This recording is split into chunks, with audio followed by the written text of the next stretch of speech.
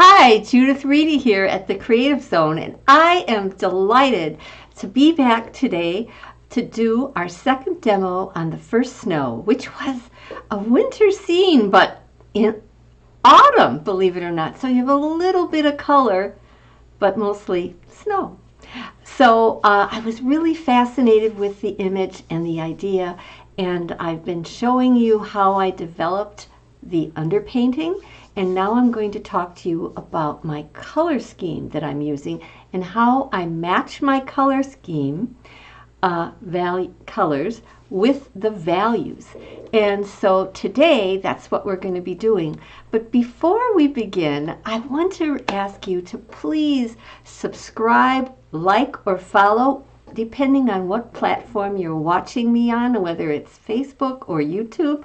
Please do that, and then you will not miss any of the developments in these demos, paintings that I do. So as you can see a little bit here of our winter paintings that we did, and the one that I am actually showing is currently at the Anderson Arts Center in Kenosha, Wisconsin. It was of the two paintings I entered, it was one of the paintings, and the other painting was the previous week that I entered, both of which are currently available to be seen in person at the Anderson Arts Center in Kenosha, Wisconsin. Beautiful site right on the lake. I was honored to be invited to that show and to have both of my pieces in that show. Actually, last year I had on one of the awards, and I had my own solo show this past summer called Scenes of Absence and Emblems of Rebirth. It was kind of a combination of those two concepts. So anyway, today we're going to be looking at the first, painting I call the first snow, which you can't see here, but I will show you in just a moment here. So remember to like or follow me. Let's see, here we're going to look at, see now whenever I have a painting, I have an idea, and under the idea concept you can see I have a photograph. I was on my way to an appointment and I saw this scene and I said, oh my gosh, I can't stay here and paint, but I could catch it in a photograph. So that's what I did. And then I changed to grayscale, as you can see in step 2. Then I painted the grayscale, which you saw last week. And now I'm thinking about how am I going to mix the colors to match the values.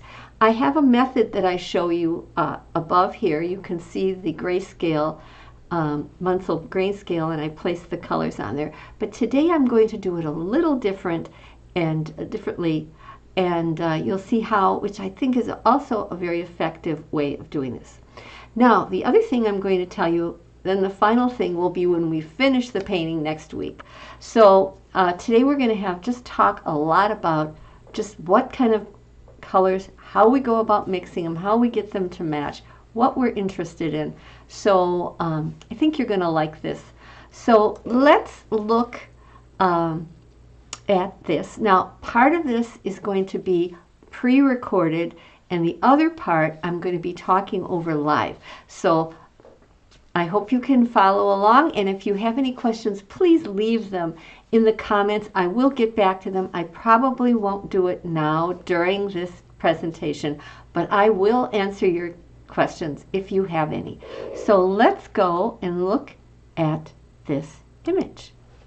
As you can see, it's pretty much the same. This is the grayscale image that I painted, the underpainting, and I have in the background here the image on my iPad, and I'm working from that, but I'm really mixing my own colors, and you're going to see in this demo how I'm going to do that. So first I'm going to be talking, and then I'll be joining you live. To you a little bit about this painting. It's a high key painting. Now what do I mean by high key? I mean, and I'm going to show you that with my palette, and I'm going to be talking to you about a high key painting. So here we go. We're going to go back over here. Sorry. And I'm going to talk to you about this high key painting. Now, you can see here I have my palette, and I have actually covered this with glass. This is not normally the way I work. Normally, I work right on the painting, and I have a piece of plastic, but this I thought would make it a little easier for us to check and match. I have here different grays that I used from Golden to do this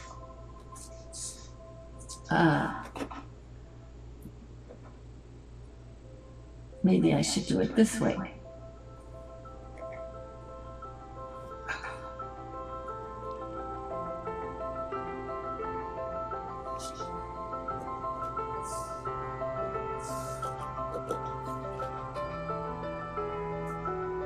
We have golden, and we have different colors here. And what I want to talk to you about is each of these has a value. And I'm going to, and that matches the values in here. And I don't generally do that, I mix my own, but I wanted to do this because I wanted to be as scientific as possible. So, first value we had was an 8.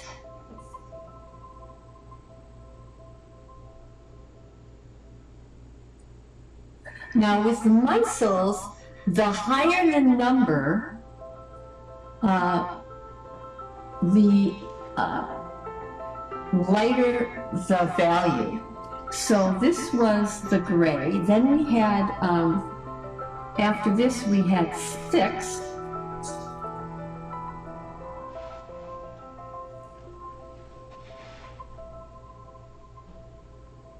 And then we had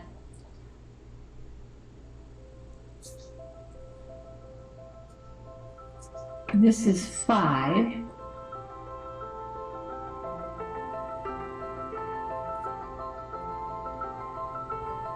And this is 4.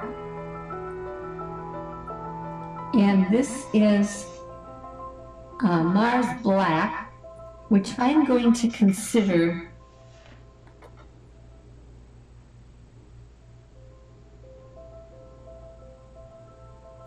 to be 1. Okay, so it's my darkest dark. Now, in this painting, you'll notice that plus there's white, okay, and I didn't show white. I didn't put white here, but that's one. That will be a 10 plus. When I lay these down, I'm going to let you see them all. That is the number 8. This is number 6 value.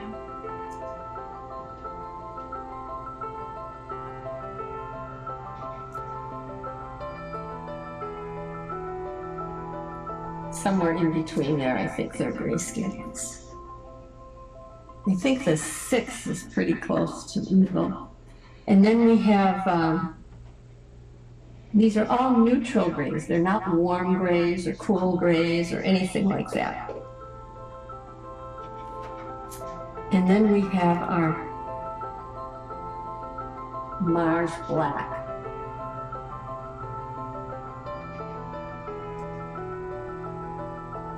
So that's the Mars Black. And as you can see, the Mars Black. Okay, so the next thing we're going to do is we're going to talk about the colors. Now, in the original scene here, we had a blue, and it was very, very warm blue. And but it was very light, and warm blue, to my thinking, is phthalo because it's closest to yellow. And so I'm going to, on this end here, That's phthalo blue.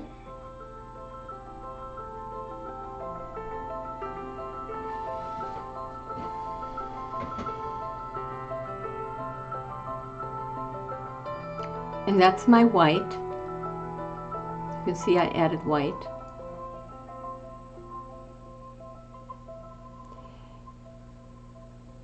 Now phthalo blue is extremely powerful, so you have to be very careful when you add it to anything because it will take over the color. So the nice thing about it is you only need small amounts, so it works out really well that way.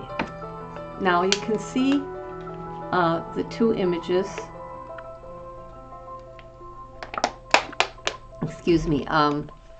I have kind of a blow up of the original image here.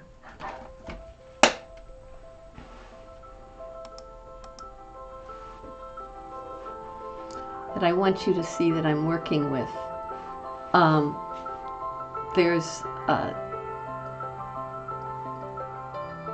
And so I'm going to be starting with that blue in the sky. And just testing different values to see how they match up. Now, one of the ways of doing that is using squinting. You squint. You can also remove the value and turn it to grayscale, which is pretty fun. Now, the lower area has some blue in it because it's reflecting the sky, but it's totally less intense. It's and then of course the sky as it drops down to the horizon becomes lighter. So that's some of the images, the way we're going to mix the color for that. But the area that I'm most interested in here, excuse me, I'm going to have to get something here. Let's go back. And we're going to get rid of those other images. And now you can see I'm mixing the colors. Now, I'm going to be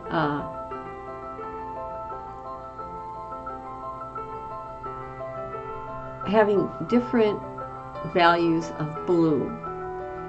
And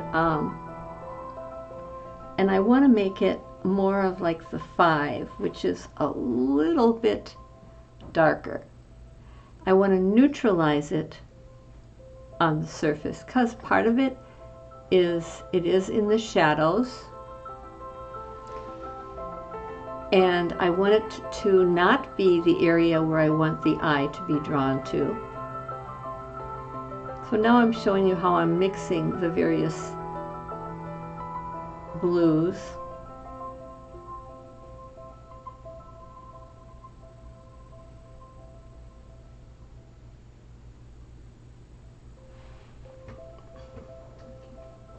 And I just add little bits of the blue at a time. Now I want to have, that is cad red light and alizarin crimson, which I'm going to use. The cad red light is almost like an orange, a very warm red, and it's this warmer red is almost a complement of the blue, and so that is going to even reduce the value of this the hue of this blue. So I keep kind of adding some of this red, cad red light to this blue, trying to get it a little bit darker.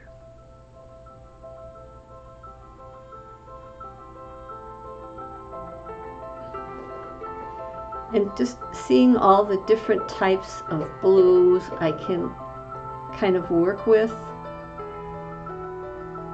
I'm pretty happy with that blue. Now I'm mixing another blue.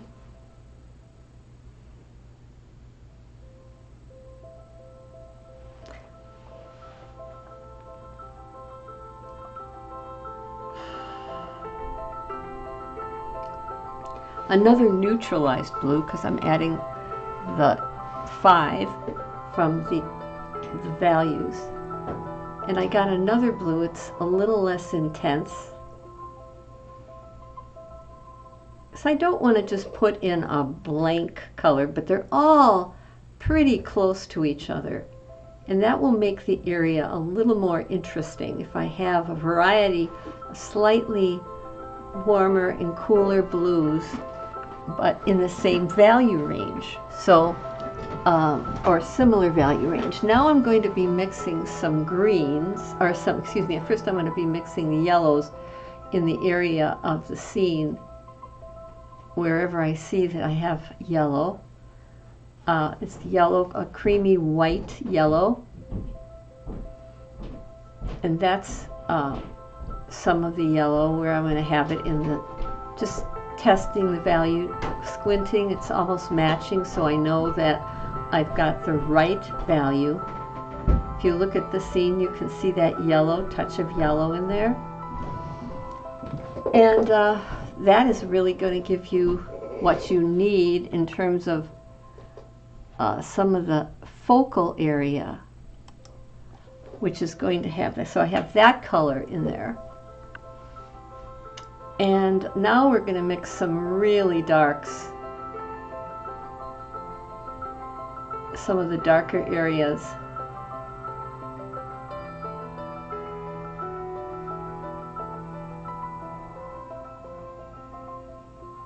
There's some browns here and there that are in the darker. Now I need also, I think I would like a more of a purple. So I see some purple in that, in the shadows of the trees. This tree is backlit, but it still has some light coming through it. So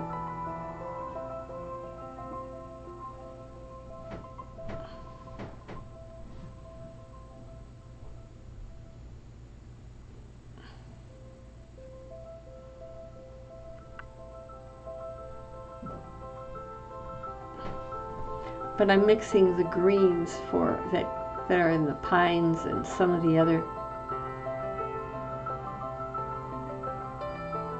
But I think I want to neutralize it a little bit more, and I want it to be darker, so I'm adding a 4. I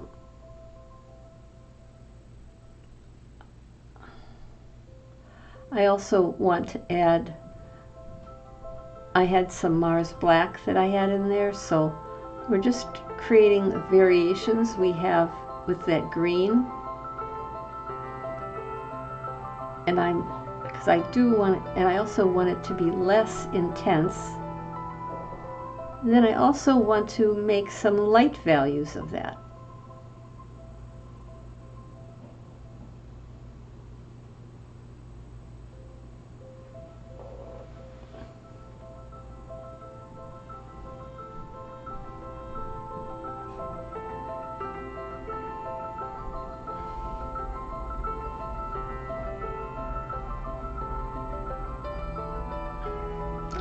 And you'll see that I'm getting almost all the basic values I'm going to need for this entire painting, and I think I'll be ready to paint next time. So I mixed a lot of variations of blue, of greens, of a little browns, some yellow variations, and all of that I have ready to go so that the next time I do this whole painting, I've got all my values, all the colors I need. I may tweak them a little bit, but I've got a good start, and I won't be, and they're really nailing the value that it should be. So I think you'll find this interesting. If you want to know more about how to go about doing a landscape painting, I suggest you take a look at Intermediate Color Principles and discover how value and color create this illusion of space, you know, and shape and shapes of things. And we do that in Color Principles, and it's really the second full-fledged course. It's big, and it has so many activities and so many paintings that you will be making along with me. And I know you're going to learn about that illusion, that tricky nature of color, and it'll be exciting for you. So take a look at the notes below, and you'll see a link that will take you and describe the full benefits of that course. And also, for those of you who are in Color Principles, Color Foundations, I want you to know I have a new unit in which you're going to be mixing all kinds of color, and I think you'll really, really like it. It's going to be very, very interesting because you're going to have some basic flowers, and you're going to see how you can alter the hue and keep the relative relationships of the values and create a whole nother flower, a pink one, a blue one, an orange one, all kinds of, and it'll show you how, by sticking with those values and then keeping the relationships set up, and I'll show you how to do that, you'll be able to make a variety of flowers very, very easily. And lastly, for those of you who, you think, oh, mixing those colors, well, I have a course on color mixing called 7 Essential Simple Tricks. It's a short course, and a very basic introduction. I think you'll really like it. It will give you a suggested warm and cool of each primary. It will tell you which primary to select if you want an intense secondary, and which ones to pick if you want a less intense secondary to mix. Then also I will show you how to use tints, tones, and shades, and how you vary those mixtures with tints, tones, and shades, and as well the colors complement, and all the rich colors and vibration you can make. And I'll explain a lot more about vibration and color, and I'm sure you're going to have a foundation that will simplify this for you so much.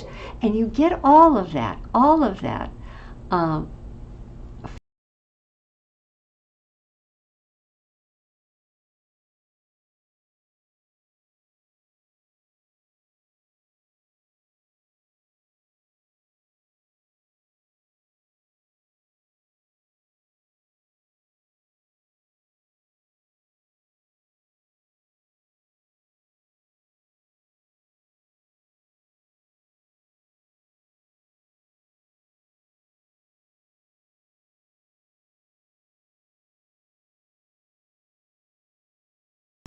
for intermediate color principles, both of which I really